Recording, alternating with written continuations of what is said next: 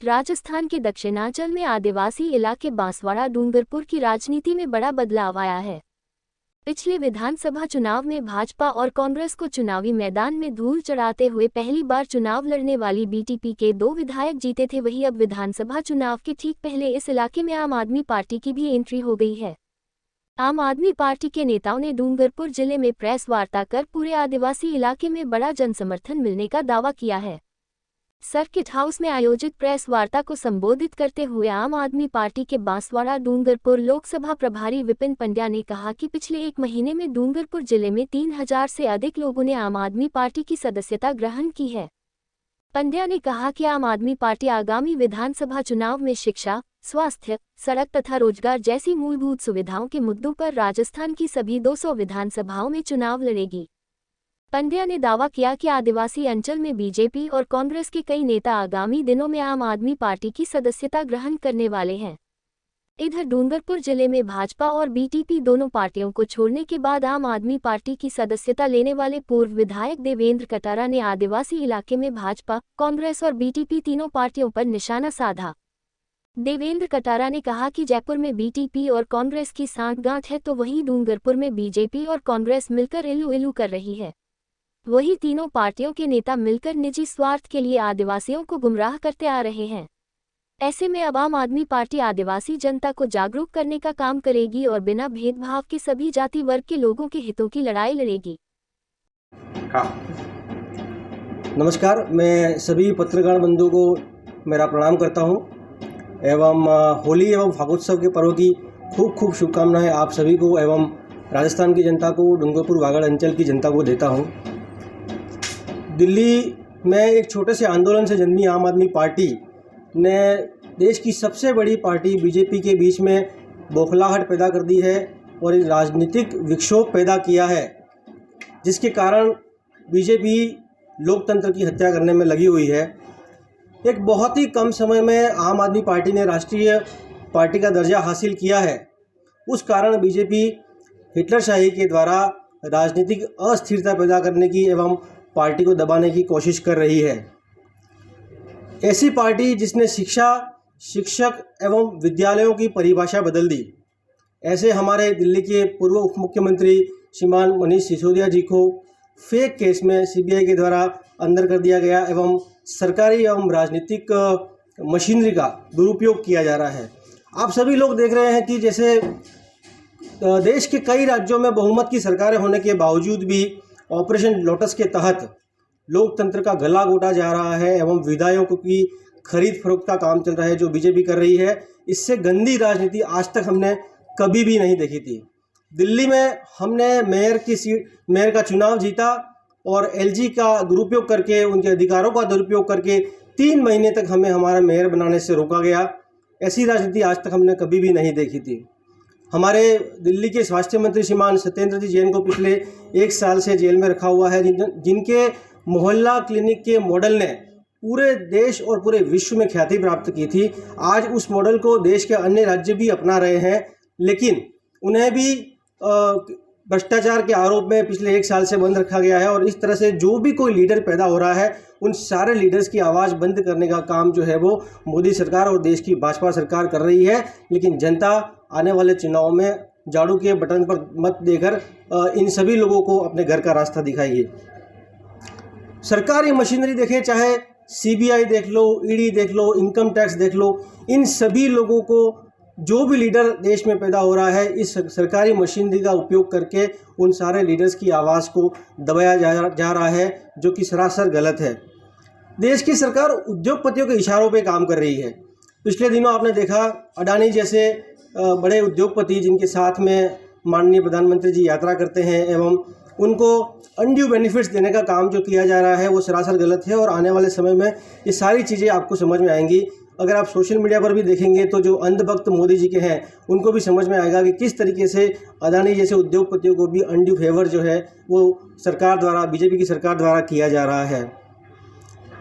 मनीष सिसोदिया जी को गिरफ्तार करके इन्होंने दिल्ली के 18 लाख बच्चों के भविष्य के साथ खिलवाड़ किया है।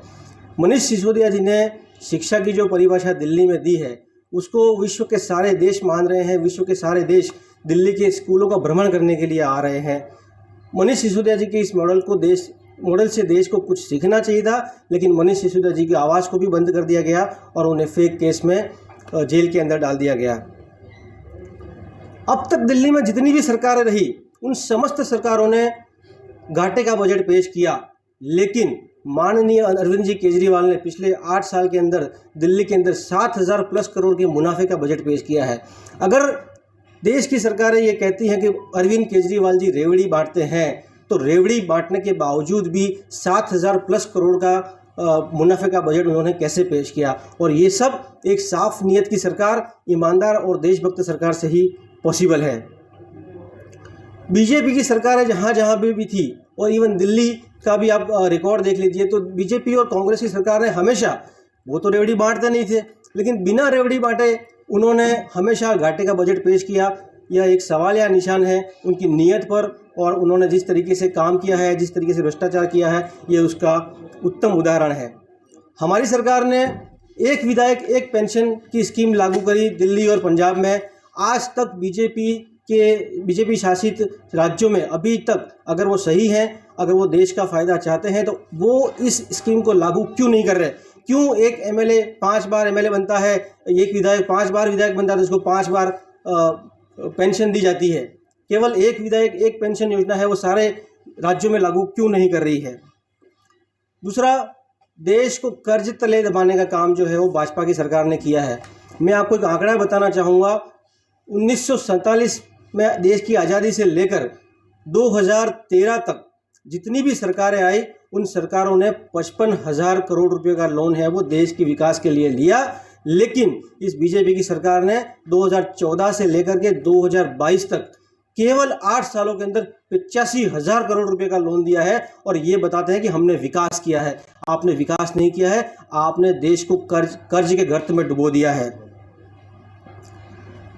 मैं दिल्ली की योजनाएं जो हैं केजरीवाल जी की, उत्तम स्वास्थ्य, उत्तम शिक्षा, महिलाओं को 1,000 रुपया भत्ता, बेरोजगारों को 3,000 रुपया भत्ता, और जिस तरीके से कोविड में उन्होंने दिल्ली के रिक्शा वालों को, दिल्ली के आम आदमी को सपोर्ट किया है, जिस तरीके से दिल्ली में यमुना को प्रदूषण मुक्त करने का काम किया है, इन सारी योजनाओं से जनता बहुत ही प्रभावित है। और अप्रत्याशित समर्थन पंजाब की जीत के बाद में, मेयर की जीत के बाद में, अब राजस्थान में भी देखने को मिल रहा है। और आगामी समय में पूरी 200 विधानसभा सीटों पर पूरे दमखम के साथ में आम आदमी पार्टी है वो चुनाव लड़ने का प्रयास कर रही है, और निश्चित रूप से हमें यहाँ पर भी सरकार बनाने में सफलता मिलेगी। अब मैं आता हूँ राजस्थान की सरकार को लेकर के। जिस तरीके से आए दिनों आप देख रहे हैं पेपर लीक प्रकरण हो रहे हैं, चाहे वो वनपाल भर्ती परीक्षा हो, चाहे वो शिक्षक पात्रता भर्ती परीक्षा हो, चाहे वो पुलिस कांस्टेबल की परीक्षा हो, आए दिनों पेपर लीक प्रकरण हो रहे हैं, और इस तरह से युवाओं के भविष्य के साथ में खिलवाड़ किया जा रहा है। केंद्र और राज्य दोनों मिलकर के ERCP योजना, जो कि एक बहुत ही महत्वपूर्ण योजना है, क्योंकि आप सभी बंधुओं को ये पता होगा कि अपने राज्य के 17 जिले हैं वो डार्क जोन में अभी तक आ चुके हैं, और पीने के पानी की, सिंचाई के पानी की बहुत ही दुविधा हो रही है। लेकिन केंद्र और राज्य सरकारें दोनों इलू कर रही हैं, अपनी सरकारें बचाने में लगी हुई हैं। गहलोत और पायलट दोनों अपने डिस्प्यूट से ऊपर नहीं आ रहे हैं। इस तरह से राज्य का पूरा बंटाढार है, अपराध राज्य में बढ़ रहे हैं, और लॉ एंड ऑर्डर की पूरे तरीके से धज्जियां उड़ रही है। और ख़ास करके मैं डूंगरपुर के, क्योंकि मैं आज डूंगरपुर में पत्रकार वार्ता में बैठा हूं, तो डूंगरपुर में भी मैं कहना चाह रहा हूं कि जिस तरीके से पिछले चुनावों में और पिछले सालों में बीजेपी ने और कांग्रेस ने आदिवासी और गैर आदिवासी भाइयों को और 36 कौमों के बीच में जो वैमनस्य का भाव पैदा करने की कोशिश करी है, आम आदमी पार्टी इन सारी कौमों को एक साथ लेकर के चुनाव लड़ेगी, और इस वागड़ के विकास के लिए शिक्षा, रोजगार, स्वास्थ्य, सड़क, महिला सुरक्षा, इन सभी मुद्दों को लेकर के फोकस करेगी, और आने वाले समय में पूरे दमखम के साथ में लड़ेगी। धन्यवाद। कांग्रेस की बात करें, भाजपा की बात करें, डूंगरपुर में कांग्रेस और बीजेपी दोनों पंचायती राज में दोनों ही मिलकर के आपस में सहयोगी होगी, और दोनों ही इलू कर रही है। अर्थात जयपुर में कांग्रेस और बीटीपी इलू कर रही है, और डूंगरपुर में कांग्रेस और बीजेपी इलू कर रही है, और ये दोनों ही आपस में इलू में व्यस्त हैं। जनता बिल्कुल परेशान है, त्रस्त है, महंगाई से परेशान है, बेरोजगारी, भ्रष्टाचार, आपके पेपर लीक, ये सारे प्रकरण हैं जो हम देख रहे हैं। यहाँ पर सुरक्षा अपराध बढ़े हैं, अशांति फैली है, तो इन सारी चीज़ों से जनता त्रस्त हो चुकी है और जनता अब की बार आम आदमी पार्टी के साथ में दोनों पार्टियों को नकारने के लिए तैयार है।